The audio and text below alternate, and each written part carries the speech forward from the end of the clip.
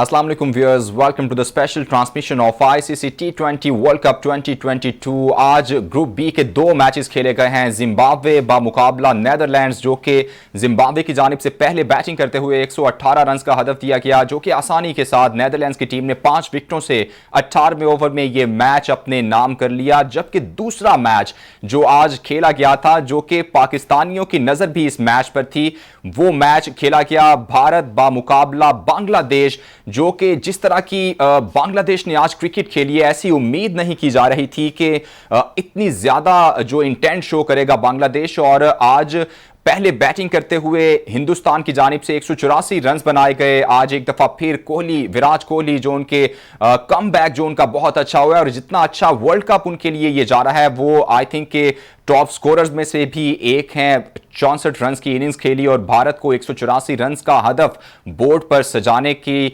जो है अहम किरदार अदा किया। आखिर में वो प्लेयर ऑफ द मैच भी करार पाए। लेकिन जब बैटिंग करने के लिए मैदान में उतरे बांग्लादेशी टाइगर्स, तो जिस तरह की इंटेंट शो की गई लिटन दास की जानिब से, जो एक मोमेंटम क्रिएट किया गया, जिसके बाद रखना डाला बारिश ने। और उस वक्त भी पाकिस्तानी तो खैर यही दुआ कर रहे होंगे कि बारिश या तो फिर रुके ही ना, चूंकि उस वक्त अगर डकवर्थ लुइस के सिस्टम के तहत अगर बारिश रुकती ना, तो बांग्लादेश 17 रन से वो मैच जीत जाता। लेकिन खैर उसके बाद बारिश रुकी, मैच का दोबारा आगाज हुआ, 16 ओवर का मैच कन्वर्ट किया गया और 151 रन का हदफ दिया गया बांग्लादेश को। उसके बाद भी एफर्ट करती दिखाई दी बांग्लादेशी टीम, लेकिन यके बाद दीगरे जब मिडल उनका कोलैप्स किया, तो उसके बाद मोमेंटम शिफ्ट हुआ भारतीय टीम की जानिब। लेकिन फिर भी आखिरी ओवर की आखिरी बॉल तक ये मैच गया, चूंकि आखिरी बॉल पर भी 7 रन दरकार थे। अगर छक्का लग जाता तो फिर भी मैच बराबर हो सकता था, सुपर ओवर हो सकता था। ये इंटरेस्टिंग, एक एक्साइटिंग मैच था। और ये बांग्लादेश और ना सिर्फ भारत के लिए भी, पाकिस्तान के लिए, तीनों ये टीमें, इन तीनों टीमों की इस मैच पर नजर थी। चूंकि बांग्लादेश अगर ये मैच जीत जाती तो बांग्लादेशी टीम के 6 पॉइंट्स हो जाते।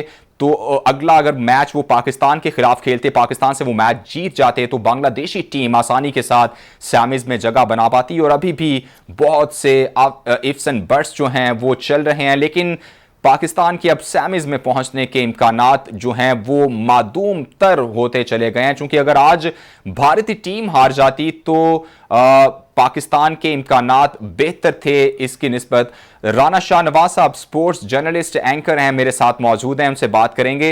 राना साहब, बहुत एफर्ट की आज, बहुत दिलेरी के साथ बांग्लादेशी टीम खेली है, चाहे नताइज फिर जो भी आए हैं, लेकिन तारीफ करनी बनती है उनकी। जी, यकीनी तौर के ऊपर। और ये मैच उनकी अपनी भी सर्वाइवल के लिए एक बड़ा अहम मैच था कि अगर वो ये मैच जीत जाते तो उनकी भी पोजीशन जो थी वो खासी मुस्तहकम हो जाती और वो सेमीफाइनल्स के लिए रसाई करने वालों में शामिल हो जाते। अनफॉर्चुनेटली ये कि ये एक ऐसा मैच के जो एक मौके के ऊपर यूं लग रहा था कि जैसे बांग्लादेश इस मैच को कतई तौर के ऊपर जीत नहीं सकता, एक तरफा होगा ये मैच और भारतीय टीम उन्हें चारों शाने चित कर देगी। लेकिन ऐसा नहीं हुआ। 180 करने के बावजूद भी भारत को इस मैच में पट्टू पड़े हुए थे और एक स्टेज के ऊपर यूं लगता था कि जैसे शायद बांग्लादेश जो है आज कोई चमत्कार दिखाने में कामयाब हो। और उन्होंने जिस तरह आगाज किया था, तो आगाज से लगता था कि वो मैच जीतने के लिए खेलने की वो कोशिश करेंगे। और जैसा आपने लिटन दास का जिक्र किया, उसने बड़ी उम्दा इनिंग खेली और फिर बारिश जब शुरू हुई है तो पाकिस्तान के जो शायकीन क्रिकेट हैं, इनके दिल की धड़कनें तेज हो गई थी और हर शख्स ये कह रहा था कि या अल्लाह ये बारिश अब ना रुके और ये होती रहे। क्योंकि जैसा आपने भी बताया कि उस वक्त तकरीबन कोई 17 रन ज्यादा थे अपना बांग्लादेश के भारत से। और बांग्लादेश अगर बारिश ना रुकते तो ये मैच जो था डकवर्थ लुइस मेथड के तहत जो था वो जीत जाता। और लेकिन ये कि उसके बाद बारिश रुकी और बारिश रुकने के बाद भी जो बांग्लादेशी बल्लेबाज थे, उन्होंने जब उनको अपना 15 ओवरों के अंदर एक टारगेट जो था वो अचीव करना था, उन्होंने पूरी कोशिश की। और जैसा कि आप कह रहे थे ना कि मैच के आखिरी बॉल तक जो है ये जो है सूरत हाल गई। तो वो इस वजह से भी थी कि हर बल्लेबाज जो था उसकी नजर के अंदर एक टारगेट था कि मैंने बिल्कुल। 9 से 10 रन जो है तो वो आज राणा साहब, सूरत जो है वो बारिश का बनानी है। फौरन जो फायदा भारत को मिला वो लिटन आते ही जब डबल लगाते हुए दूसरा रन लेते हुए वो क्रीज पे थोड़ा सा फिसल गए, जिस वजह से आते ही जो मेन उनके जो आज के बल्लेबाज थे जिन्होंने मोमेंटम में क्रिएट किया था, आते ही वो रन आउट हो गए। यकीनी तौर के ऊपर वही एक टर्निंग पॉइंट था जहां पर वो गेंद जो है वो डायरेक्ट ही आकर लग गया और थोड़ा सा जो था लिटन जो थे वो भी डिसबैलेंस हुए थे दरमियान में, जिसकी वजह से वो ना पहुंच सके। अगर वो डिसबैलेंस ना होते तो शायद है कि वो पहुंच भी जाते हैं, गेंद चाहे विकेट को लग जाती, लेकिन चीजें जो थी वो यकसर एकदम तब्दील हो रही थी और सब की सब जो थी वो बांग्लादेश के खिलाफ ही चल जा रही थी। और आपने एक चीज और भी देखी होगी कि मैं महसूस कर रहा हूँ, पता नहीं आपने भी इसको महसूस किया कि नहीं, कि जो अब आईसीसी के अंपायर हैं शायद वो अपना कोहली के इंतजार में होते हैं कि कोई वो उनसे फरमाइश करें और वो उनके फरमाइश के मुताबिक जो है वो ये राणा साहब मैंने भी ये नोट है किया ये बात जी। और ये बात सभी महसूस कर रहे हैं कि शायद उनका हाथ जो है ना वो कोहली की आवाज के ऊपर जो है वो चलता है कि अगर वो कोई फरमाइश करते हैं तो वो फौरी तौर पे नो बॉल भी दे देते हैं, वाइड बॉल भी दे देते हैं और जो भी कुछ ख्वाहिश होती है वो कोहली की वो भी पूरी होने की कोशिश करते हैं कि उसको कर दिया जाए। ये राणा साहब क्यों ये इतना खुसूसी पैकेज दिया हुआ है कोहली को? बस ये है कि चूंकि आईसीसी जो है ना वो तो रखेल है इसकी भारतीय क्रिकेट बोर्ड की, क्योंकि आईसीसी को भारतीय क्रिकेट बोर्ड से बहुत कुछ मिलता है। वो जो आईपीएल के नाम पर वहां जुआ कराते हैं, आईपीएल के नाम पर मंशियात बिकती है, आईपीएल के नाम पर जिस्म फरोशी होती है, ये सारे काम जो है वो एक क्रिकेट के नाम के ऊपर होते हैं और आईसीसी के जेरे साया होते हैं, उसकी छतरी के नीचे होते हैं और उससे खासा बड़ा मुआवजा जो है, खासा बड़ा पैसा जो है, वो रेवेन्यू जो है वो वहां से मिलता है। तो इस हवाले से जरा आईसीसी भारत के खिलाफ जो है वो कुछ कहते हुए या जाते हुए या कोई फैसला करते हुए डरता है। सो ये है कि वहां पर जो दूसरी जो दीगर टीमों के खिलाड़ी हैं उनका भी हाल कुछ इसी तरह से आईसीसी की तरह से ही है कि वो उनके साथ बड़े दोस्ताना, बड़े फ्रेंडली किस्म के जो है मरासिम रखने की कोशिश करते हैं भारतीय क्रिकेटर से। सो ये एक अलहदा मैटर है, इसके ऊपर कभी अलहदा से बात करेंगे कि आखिर ऐसा है तो क्यों है। लेकिन खेल के ऊपर बात करते हैं कि खेल जो था आज बदकिस्मती मैं कहूंगा पाकिस्तान की भी कहूंगा और साथ में बांग्लादेश की भी कहूंगा कि वो एक मैच जीतने की पोजीशन में आकर मैच जो था वो हार गए। मैं जब से ये वर्ल्ड कप शुरू हुआ है मैं तब से ये बात कर रहा हूं कि भारतीय टीम की अगर परफॉर्मेंस की बात की जाए तो वो कोई अच्छी नहीं, इतनी अच्छी परफॉर्मेंस उनकी नहीं जा रही। पहला मैच आप देख लें पाकिस्तान से, जैसे वो बिल्कुल हारा हुआ मैच वो जीत गए, दूसरे मैच में भी कोई अच्छी कारकर्दगी का वो मुजाहिरा नहीं कर पाए और अब जैसे साउथ अफ्रीका से बुरी तरह वो मैच हार गए। आज का मैच भी तकरीबन वो हारे हुए थे, कुछ उनकी खुशकिस्मती शायद चल रही है। बस ऐसा ही होता है, गुड लक होती है जी। और कुछ ऐसे टर्निंग पॉइंट्स होते हैं कि जो अगर वो किसी भी टीम के फेवर में चले जाएं तो उसका मैच का फैसला बिल्कुल बदल जाता है। और हकीकत भी यही है कि भारत के साथ कुछ खुशकिस्मती जो है वो भी अपना हाथ दिखा रही है, वरना पाकिस्तान के खिलाफ मैच जो था वो लगता नहीं था कि भारत जीत जाएगी। लेकिन ये है कि उनके अपोनेंट जो हैं वो भी कुछ थोड़ा सा ऐसी गलतियां कर रहे हैं जिससे फायदा जो है वो भारत को जा रहा है। आज के मैच में भी जितनी तेजी बांग्लादेश दिखा रहा था, अगर थोड़ा सा अकल का मुजाहिरा करके वो खेलते और थोड़ा सा उनके जो वो खिलाड़ी के जो वजह बनते हैं बांग्लादेश की जीत के अंदर, अगर वो थोड़ा सा विकेट के ऊपर रुकते और रुक कर, होता यह है कि 6 बॉलों में से अगर आप कोई एक आध चौका मार देते हैं ना तो फिर उसके बाद आपके पास ये गुंजाइश होती है कि आप वो ओवर जो है वो 8-9 रनों का कर सकते हैं। और बड़े प्लेयर जितने भी हैं, आप जितने भी क्रिकेट के बड़े प्लेयर हैं आप उनको देख लीजिए कि वो उन्होंने हमेशा यही कोशिश की है कि वो विकेट के ऊपर ठहरे, बुरी बॉल का इंतजार करें और बुरी बॉल का इंतजार करके उन्होंने मैच जो है वो जीतनी है। यहाँ पर जो था, यहाँ अकल से ज्यादा जज्बात का मुजाहिरा जो था वो किया है बांग्लादेश की टीम ने, कि वो नौजवान खिलाड़ी जो थे सबके सब वो बस ये कहते थे कि आज हमने अगर ग्राउंड में हम आ गए हैं तो हमने बॉल फाड़ देना है, हमने ग्राउंड के बाहर ही भेजना है। थोड़ा सा अगर वो अपने अकल का और अपने नर्व्स का जो था उसके ऊपर कंट्रोल रखते तो मैं ये समझता हूँ कि आज भी कोई ऐसा मुश्किल नहीं था। लेकिन यहाँ मैं यकीनी तौर के ऊपर भारत के बॉलर्स की भी तारीफ करूंगा, बिलखुसूस जो आखिरी के 1-2 ओवर हैं और जो उन्होंने किए हैं वो बहुत उम्दा किए। उन्होंने जगह नहीं दी बल्लेबाज को शॉट मारने की और उन्होंने उस लेंथ के ऊपर, उस जगह के ऊपर बॉलिंग की है जहां पर हिट मारना जो है वो जरा मुश्किल होता है और बल्कि खासा मुश्किल होता है। और थोड़ा सा जल्दबाजी जो थी वो बांग्लादेशी बल्लेबाजों ने भी की और यूं वो मैच हारकर उन्होंने पाकिस्तान की उम्मीदों पर भी पानी फेर दिया। इस पे बल्कि मैं तो सवाल अपना बना के बैठा हुआ था, आपने चले उसका जवाब पहले दे दिया है। ये चीज ऑस्ट्रेलिया के जो ग्राउंड्स हैं, इतने बड़े ग्राउंड्स हैं, अब जब ये बारिश के बाद मैच शुरू हुआ है तो ऑलमोस्ट 10 रन चाहिए थे, जब आपके पास 10 के 10 जो है ना विकेटें भी मौजूद हैं, तो इतनी बड़ी ग्राउंड में डबल ट्रिपल तो आराम से आपको मिल रही होती है। तो इतनी जल्दी किस बात की थी? हर बॉल पे शॉट लगाने की क्या जरूरत थी? देखिए जी, मैंने जैसे कहा ना कि वो नौजवान है सारे, और ये जो होती है ना चीजें, ये होती हैं जो आपका डगआउट है ना उसके अंदर जो आपके कोचेस बैठे होते हैं, ये काम होता है उनका कि वो अपना खिलाड़ियों को मोटिवेट करें, उनको बताएं कि उन्होंने किस प्लानिंग के साथ जो है वो मैच को लेके आगे जाना है। तो मेरा ख्याल है कि अंदर से भी और बाहर से भी, दोनों तरफ से भी उनको ये जो थी ये नहीं बदती गई।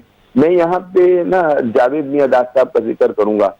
उनको बड़ा खिलाड़ी क्यों कहा जाता है? अगर आपने उनकी पिछली कोई पुरानी इनिंगें निकाल के देखिएगा, वो बॉल गिन गिन कर खेलते थे और कोशिश उनकी ये होती थी कि वो गैप्स के अंदर बॉल फेंकें और 1 और 2 रन लेकर, अगर आप पूरे ओवर के अंदर 1-1 रन भी लेते हैं तो 6 रन तो वैसे ही बन जाते हैं। और अगर इसमें टूज आ जाए तो 6, 7, 8 रन बनना कोई मुश्किल नहीं होती। जरूरी नहीं होता कि बड़ी हिट मारी जाए। बड़ा खिलाड़ी इसीलिए जावेद मियांदाद को कहा जाता है कि वो गैप्स के अंदर बहुत शानदार जगह बनाते थे फील्डर के बीच में से, और फिर उसके बाद वो सिंगल और डबल जो थे वो लेते थे। यहाँ पर भी यही है कि हमें जो हमारे जो नौजवान खिलाड़ी है ना, उनके जहन में हमारी भी जो बदकिस्मती है ना, जो हमारे जो एक्सपीरियंस होने की वजह से प्रेशराइज हो जाते हैं इस तरह के बड़े मैचेस में। मैं यही कह रहा हूँ ना कि मैं अपने पाकिस्तान की तरफ भी आ रहा था कि हमारे जो नौजवान खिलाड़ी हैं उनमें बड़ा पोटेंशियल है, उनमें बड़ी सलाहियतें हैं, जिनको हमने बाहर बिठा दिया है और वो अपनी बेवकूफी की वजह से बाहर बैठे हैं। तो उनके भी जहन में, अगर हैदर अली की बात करें तो उसके जहन में यही होता है कि मेरे बाजू में बड़ी ताकत है, मैं गेंद ग्राउंड के बाहर फेंक दूंगा, ठीक है ना। सो ये है कि उसकी परफॉर्मेंस खराब होती चली गई। कुछ दिल को आप ले लें, ये लड़के वो हैं जो बड़े टैलेंटेड हैं, लेकिन इनके टैलेंट को यूटिलाइज किसी से नहीं किया। इनको ये नहीं बताया गया कि आपने अपने टैलेंट को किस तरह यूटिलाइज करना है, आपने कैसे खेलना है ग्राउंड के अंदर जाके। जरूरी नहीं होता कि चौके छक्के लगे। अगर 1 ओवर में 1 चौका या 1 छक्का लग जाता है तो बाकी 5 गेंदों पे आप 5 रन भी बनाते हैं, और अगर 1 छक्का लग जाए और 5 सिंगल बन जाए तो 11 रन होती है। ये चीज होती है जो किसी खिलाड़ी को बड़ा खिलाड़ी जो है वो बनाती है। और आपने जितने भी बड़े, जितने ग्रेट प्लेयर देखे होंगे ना, आगाज में अगर उन्होंने बॉल जाया किए हैं तो आगे चलकर उन्होंने अपनी उस कमी को पूरा किया है। और फिर उसके बाद आप देख लें, ये कोहली की भी मैं मिसाल दूंगा कि आगाज में कोहली जो है वो सेटल होते हैं, और फिर उसके बाद जब वो शुरू होते हैं तो फिर उनकी जो आप देख लें कि आज भी उन्होंने 40 बॉल के ऊपर 66 जो था वो कर दिया। तो वो जो फर्क है वो उस फर्क को जो है खुद मिटा देते हैं, खत्म करते हैं। यहाँ पे हमने जो अपने नौजवान खिलाड़ी हैं उनको खुद तबाह भी किया है। हमने उनकी तबाही के जिम्मेदार हमारे कोचेस भी हैं, हमारे बेंच के ऊपर बैठे हुए लोग भी हैं, जिन्होंने उनकी सलाहियतों को जो है उसका फायदा नहीं उठाया, उन्हें बताया नहीं कि उन्हें खेलना कैसे है, उनको करना क्या है वहां जाकर। बिल्कुल तो ये है कि हम परेशानी का शिकार हैं। बहरहाल आज का मैच जो था उससे पाकिस्तान को बड़ी उम्मीदें थी कि ये जीत जाएंगे, लेकिन मैं फिर कहूंगा भट्ट साहब के बात ये कि हम कब तक जो है वो दुआओं पर और खदशात पर और इफ पर और बट के ऊपर जो है गुजारा करते रहेंगे, यूं हो जाएंगे, ऐसे नहीं होता। बात यह है कि हमें अपने खेल से जो है वो दुनिया को बताना है कि हम बड़ी टीम है, और हम ऐसा नहीं है कि बारिश होगी तो हम जीत जाएं, आपको 1 पॉइंट मिलेगा तो हम ऊपर आ जाएंगे। ऐसा नहीं है कि बांग्लादेश भारत को हरा देगा तो हम ऊपर आ जाएंगे। भाई आपने जो आसान मैच थे आपने तो वो मैच हार दिया कि जिसकी हमें तो वो कोई नहीं थी, हम ख्वाब में भी नहीं सोच सकते थे। आज जो सबसे बड़ा जख्म लगा था हमें इस वर्ल्ड कप कैंपेन में जिम्बाब्वे के खिलाफ जो हार थी, आज वो जख्म मेरे तो खैर ज्यादा ताज़े हो गए हैं। वही जिम्बाब्वे आज नीदरलैंड से हार गई है। ये कितना बड़ा, मतलब वो जख्म जो है ना, मजीद उसके अंदर जो है ना एक शिद्दत पैदा हो गई कि यार एक तो हम हार गए उससे, अपना क्या कहते हैं, जिम्बाब्वे से, और फिर जिसने हमें हराया वो हालैंड से हार गई। ठीक है ना, कैसे मजे की बात है यार कि वो टीम के जिसका के वो अपना उसमें रैंकिंग में स्टेटस ही नहीं है, वो टीमें जो हैं हमारे लिए खतरा बन गई हैं। अब हम कर रहे हैं कि जी हमें दोनों मैच जीतने हैं, कल अगर हम साउथ अफ्रीका को हरा दें तो फिर ऐसे हो जाएगा वैसे हो जाएगा। भाई ऐसे वैसे नहीं होता, जो अच्छा खेलते हैं अगर हम हरा भी देंगे तो साउथ अफ्रीका की एवरेज जो है वो प्लस में है और हम जो है वो माइनस में है। तो हमने हराना भी है और हमने अपनी एवरेज को भी ठीक करना है, और ये दोनों काम हमारे लिए मुश्किल है कि हम जीत भी जाएं और अपनी एवरेज को भी ठीक कर लें। हमारी टीम इतनी बड़ी नहीं है। फिर दूसरी बात, राना साहब, सिर्फ साउथ अफ्रीका से मैच जीतना काफी नहीं है, क्योंकि साउथ अफ्रीका का भी जिम्बाब्वे के साथ भी जो है मैच है, वो नेदरलैंड्स के साथ, सॉरी, उनका मैच है।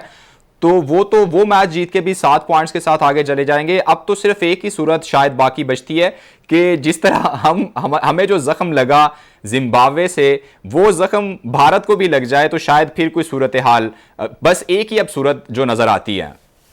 अब नहीं रुकता भारत, तो अब सेमीफाइनल आएगा ही आएगा। लेकिन हाँ ये है कि हम दोनों मैच जीतें और साउथ अफ्रीका एक मैच हारे तो पॉइंट्स जो हैं वो टेबल के ऊपर बराबर हो जाएंगे हमारे और साउथ अफ्रीका के।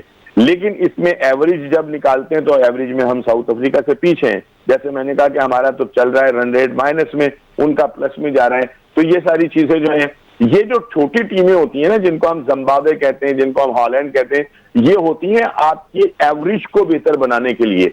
इनका फायदा हमने जीतना भी होता है और इसके साथ साथ हमें अपनी एवरेज जो है उसको भी बेहतर बनाते हैं हम इन टीमों के खिलाफ खेलते हुए। अनफॉर्चुनेटली हम इन टीमों के खिलाफ हार गए। ठीक है ना, तो फिर इसके बाद नेदरलैंड के खिलाफ राणा साहब हमारे पास मौका था, हम 8-9 ओवर्स में वो मैच खत्म कर सकते थे, उसको भी हम 14 ओवर्स तक ले गए। ओवर तक ले गए, हमने अपनी एवरेज की ऐसी की तैसी फेर दी। हालांकि हम उस मैच को जल्दी खत्म करके अपनी एवरेज को तो दुरुस्त कर सकते थे कि कहीं अगर फंसे हम तो हमारी एवरेज दुरुस्त हो। हमने तो ऐसा नहीं किया। और मुझे समझ नहीं आती कि वो लोग के जो बड़े बड़ी तनख्वाहें ले रहे हैं, 10-10, 15-15 लाख रुपए ले रहे हैं, वो किस बात के ले रहे हैं? वो बता नहीं सकते कि यार हमें इस मैच को इस तरह जीतना है। और आप कोशिश करें, देखें ना, शुरू के अंदर आप अगर मारधाड़ शुरू करते हैं और आपका दाव लग जाता है तो ठीक है, और अगर खुदा ना खास्ता विकेटें गिरना शुरू हो जाती हैं तो आप अपने आप को रोक लें। ठीक है, फिर मैच को जीतने की कोशिश करें। लेकिन यहां कुछ प्लानिंग का है ही नहीं दखल। हर बंदा जो है ना वो ये समझ रहा है कि बस, अब मैंने तो कप्तान के मुतालिक भी सुना कि कप्तान साहब ने जो एक बड़ा ही पता नहीं ये बयान दुरुस्त है या नहीं, क्योंकि मुझे आज मेरे अपने बच्चे बता रहे थे कि जी हमारे कप्तान साहब ने कहा है कि अगर कोई ऐसी वैसी बात हुई और मेरे साथ मेरा नंबर शंबर आगे पीछे करने के लिए मुझ पर जोर डाला गया तो बेहतर ये होगा कि मैं बेंच के ऊपर बैठकर पूरा टूर्नामेंट जो है वो देखूं। यार ये कुछ बातें हैं करने की, ये कुछ चीज है। लेकिन इसके अंदर ना बात असल में ये है भट्ट साहब कि तालीम बड़ा काउंट करती है। ठीक है ना, जो एजुकेशन है ना वो बहुत सारी चीजों को जो है आपकी दुरुस्त करने की कोशिश करती है। लेकिन आपके पास अगर एजुकेशन ना हो और आप हादसाती तौर के ऊपर किसी जगह कामयाबी हासिल करें तो आप कहीं ना कहीं जाके कोई ना कोई भंज जरूर मार देते हैं। ठीक है ना, तो बात यह कि हमें पाकिस्तान के लिए खेलना है, ये मुल्क है तो हमारी इज्जत है। ठीक है ना, और अगर परफॉर्मेंस होगी तो मुल्क की इज्जत होगी। अब अगर यहाँ पर अगर हम सब अपनी इज्जतों को बनाकर बैठ जाएं कि बस हमने अपनी इज्जत की वजह से ऐसे नहीं करना, ऐसा नहीं होता। अगर नहीं हो रहा, अभी आप देख लेना, कोहली को कप्तान बनाया भारत में, कोहली की परफॉर्मेंस ठा करके नीचे आकर गिर गई। ठीक है ना, और परतू पड़ गए कि इतना बड़ा बैट्समैन जो था उसको क्या हो गया, कोहली को कप्तानी से कप्तान कोई और बने। अब आप देख लें वही कोहली है जो मुसलसल रंजे जो है वो कर रहा है और उसके खेल में डे बाई डे वही निखार आता चला जा रहा है कि जो पहले था वो निकल गया उस बैट पे। अब इस बाबर आजम को चाहिए वो अपने परफॉर्मेंस के ऊपर जो है वो पूरा जोर लगा दे। कप्तानी हो गई, उसकी तस्वीर जो है वो अब पीसीबी के अंदर जो लॉबी है उसमें लग गई। लेकिन राणा साहब कप्तानी छोड़ने का दिल ना करता हमारे लड़कों का। नहीं, ये तो फिर हवीस हुई ना, ये तो फिर हवीस हुई। इसको अगर आपका जी नहीं चाह रहा तो फिर इसका मतलब ये है कि आप अपने लिए सोच रहे हैं, अपने मुल्क के लिए नहीं सोच रहे, और आप अपने लिए भी नहीं सोच रहे। मजे की बात यह है कि आप खुद अपने दुश्मन बने हुए हैं। उसको तो खुद चाहिए था कि यार मेरी अपनी परफॉर्मेंस जो है वो बहुत सवालिया निशान बनती जा रही है, मैं अपना सारा जो है, मैं अपना जहन जो है वो अपनी बैटिंग के ऊपर लगाऊंगा ताकि मैं लंबे अरसे तक खेल सकूं। गुफ्तगू का सिलसिला जारी रखेंगे, कल के मैच के हवाले से भी अभी डिस्कस करेंगे, क्योंकि हम बात तो सिर्फ ये कर रहे हैं कि साउथ अफ्रीका के खिलाफ जो मैच खेला जाना है वो हम जीत जाएंगे, लेकिन साउथ अफ्रीकी टीम बहुत तगड़ी दिखाई दे रही है। इस हवाले से ब्रेक के बाद हम डिस्कस करेंगे कि क्या कल का मैच कितना मुश्किल या कितना आसान पाकिस्तान के लिए हो सकता है। Stay with us.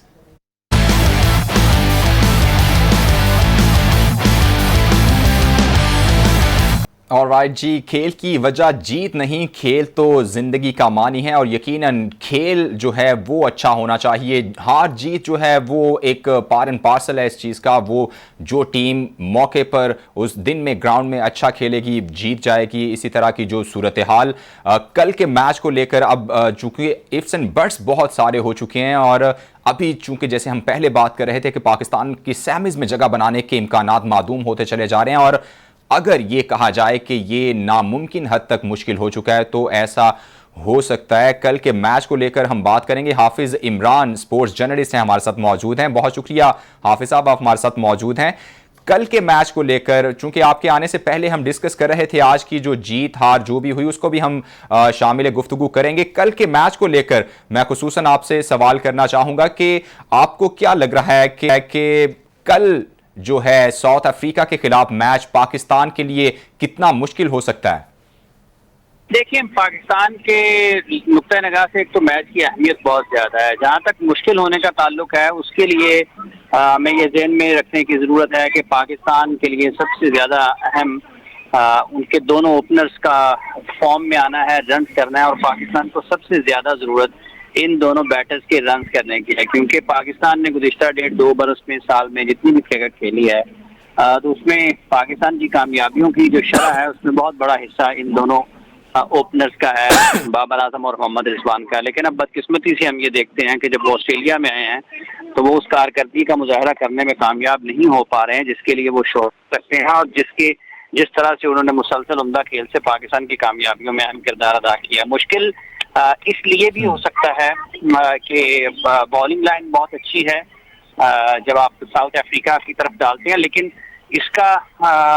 इसका ये बिल्कुल भी किसी भी किस्म की ये परेशानी पाकिस्तान के लिए इस लिहाज से नहीं हो सकती कि बाबर आजम और मोहम्मद रिजवान ऐसी बॉलिंग के खिलाफ रन स्कोर नहीं कर सकते हैं। वो भी उतने ही अहल और बासलाहियत है जितने के साउथ अफ्रीका के बॉलर्स हैं। तो ये अलग बात है कि इस वक्त उनकी परफॉर्मेंस वो नहीं चल रही है जिसके लिए वो शोहरत रखते हैं, लेकिन इस बॉलिंग लाइन के खिलाफ जहां पर ये टेस्ट हो सकता है उनका वहीं पर जब जो टॉप प्लेयर्स होते हैं, जब उनको टफ कंडीशंस मिलती हैं या सख्त हरीफ मिलता है, उनकी कारकर्दगी में निखार आता है और वो ज्यादा बेहतर तरीके से परफॉर्म करने की पोजीशन में आ जाते हैं। तो चूंकि इनकी स्किल्स के ऊपर, इनकी परफॉर्मेंस के ऊपर कोई डाउट नहीं है, उनकी सलाहियत के ऊपर किसी किस्म का कोई मसला नहीं है, वो हर किस्म की कंडीशंस में रन स्कोर करने की अहलियत रखते हैं। इसलिए हम ये तवक्को कर सकते हैं कि अगर ये दोनों रन करते हैं पाकिस्तान के लिए, दोनों सूरतों में भले पाकिस्तान हदफ के तआक़ुब की तरफ जाता है या फिर पाकिस्तान चेस करने की तरफ जाता है, तो दोनों सूरतों में इन दोनों बैटर्स का किरदार अहम होगा। जहां तक ताल्लुक साउथ अफ्रीका की बॉलिंग का है, उन्होंने चैलेंज किया इस टूर्नामेंट में जितनी भी टीमें उनके खिलाफ आई, बिलखुसूस आखिरी मैच में जब हम देखते हैं इंडिया के खिलाफ जब वो मैदान में आए तो उन्होंने चूंकि इंडिया बैटिंग पावर हाउस माना जाता है तो उसके खिलाफ भी उन्होंने बहुत शानदार गेंदबाजी का मुजाहरा किया और जो उनके टॉप बैटर्स थे उनको रन करने का मौका नहीं दिया है, भले वो विराट कोहली हो, केएल राहुल हो, रोहित शर्मा हो, पांड्या हो, तो उन्होंने तो सबके विकेट्स लिए। तो पाकिस्तान के लिए एक टेस्ट यही होगा कि उनकी पेस बैटरी को कैसे मैनेज करते हैं। फिर टॉस के ऊपर भी बाबर अनलकी रहे हैं अब तक इस टूर्नामेंट में, वो कहते हैं उनको जो टॉस के एतबार से नहीं मिला फायदा, चूंकि ये काबू में नहीं होता है, लेकिन अगर कल उनको कम से कम अगर वो टॉस जीतते हैं तो उनको अपनी मर्जी का फैसला करने का इख्तियार जरूर मिल सकता है, जो वो अपनी हिकमत अमली के तौर पर उसको अपने फायदे में इस्तेमाल करने के पोजीशन में आ सकते हैं। पाकिस्तान और साउथ अफ्रीका में उनके मिडल ऑर्डर जो है साउथ अफ्रीका का वो पाकिस्तान से बहुत बेहतर है, उसमें आपको महारत भी नजर आती है, उसमें आपको अगर आप काबिलियत की बात करते हैं तो इन फॉर्म भी हैं। ठीक है, आज के मैच में जिस तरह भारत जो है वो बांग्लादेश से जीत चुका है, तो अब कैसे मुमकिन होगा कि पाकिस्तान किसी तरह सेमीज में किस तरह जगह बना सकते हैं? आपने इसके कोई जोड़ तोड़ किए हैं? जो इफ्स एंड बट्स हैं वो क्या क्या हो सकते हैं कि कैसे पाकिस्तान सेमीज में जगह बना ले? देखिए, अभी तो पाकिस्तान तो सबसे पहले अपने मैचेस पाकिस्तान को जीतते हैं। साउथ अफ्रीका के खिलाफ कल का मैच पाकिस्तान को जीतना है, साउथ अफ्रीका के मैचेस उसके बाद आगे हैं। मुश्किल सूरत हाल पाकिस्तान के लिए जरूर है कि कल का मैच अगर पाकिस्तान नहीं जीता तो फिर तो बिल्कुल उम्मीदें खत्म हो जाएंगी। अब इसके बाद साउथ अफ्रीका का भी एक ही मैच रह जाएगा, इंडिया का भी एक मैच बाकी है मेरे ख्याल से, उनके भी 4 मैचेस हुए हैं आज का मैच मिला के। तो पाकिस्तान के कल 4 मैचेस होंगे। पाकिस्तान ने आखिरी मैच बांग्लादेश के खिलाफ खेलना है। साउथ अफ्रीका का मेरा ख्याल एक मैच अभी शायद मेरा ख्याल है हॉलैंड के खिलाफ उन्होंने खेलना, उनका भी एक मैच बाकी है। तो ये हॉलैंड अगर साउथ अफ्रीका हार भी जाता है पाकिस्तान से तो उसका आखिरी मैच हॉलैंड के खिलाफ है, तो नेट रन रेट में वो पाकिस्तान से ऊपर होंगे, क्योंकि अभी भी वो मेरा ख्याल टॉप कर रहे हैं नेट रन रेट के एतबार से। आज के मैच इमरान, मेरे ख्याल से तो साउथ अफ्रीका के साथ शायद फिर हमारा मुकाबला ही ना रहे, चूंकि अगर नीदरलैंड से वो जीत जाता है तो उनके पॉइंट्स ही 7 हो जाने हैं। पहले पाकिस्तान अगर कल जीतता है, जो आपने कहा ना कि किस तरह की सूरत हाल बन सकती है, अगर वो कल जीतते हैं पाकिस्तान कल साउथ अफ्रीका के ऑलरेडी जो साउथ अफ्रीका के 5 पॉइंट्स तो ऑलरेडी हैं, तो अगर वो नीदरलैंड से जीतते हैं तो 7 पॉइंट्स हो जाएंगे। पाकिस्तान दोनों मैचेस जीत के भी 6 पॉइंट्स पे रह जाएगा, 6 पॉइंट्स के साथ आएगा। फिर हम ये दुआ करेंगे कि उनका मैच जो है ना वॉश आउट हो जाए। हाँ, ये हो सकता है। फिर ये है कि चूंकि पाकिस्तान की टीम की कारकर्दगी ऐसी रही है कि हम अगर मगर वो हार जाए वो जीत जाए, उसके मैच में बारिश हो जाए, जिम्बाब्वे कुछ कर सकते हैं। हालांकि आज वो नीदरलैंड से हार गए हैं, हमें हरा के उनसे वो जिम्बाब्वे आप समझते हैं भारत को हरा सकेगा? भारत का तो खैर, भारत को तो किसी किस्म का कोई मसला है ही नहीं ना जी। भारत तो ऑलमोस्ट नहीं, अगर भारत हार जाता है जिम्बाब्वे से तो उनके भी 6 पॉइंट्स ही रह जाएंगे। भारत अगर जिम्बाब्वे से हार जाता है तो जिम्बाब्वे के कितने हो जाएंगे? उनके भी 6 हो जाएंगे।